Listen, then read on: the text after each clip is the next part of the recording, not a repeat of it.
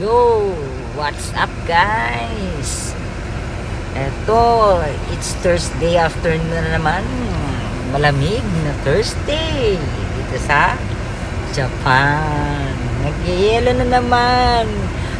Ang lakas papahirapan na naman ng pala to bukas. Pero hindi naman maihinto ang buhay natin kung maghelo man. Kailangan dire-diretso pa rin yan. Di ba? Galing ako sa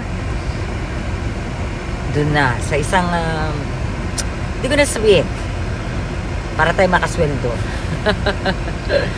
Okay, kahit wala tayong ginagawa may sweldo, dapat lang, di ba? Pinaghirapan natin yun eh.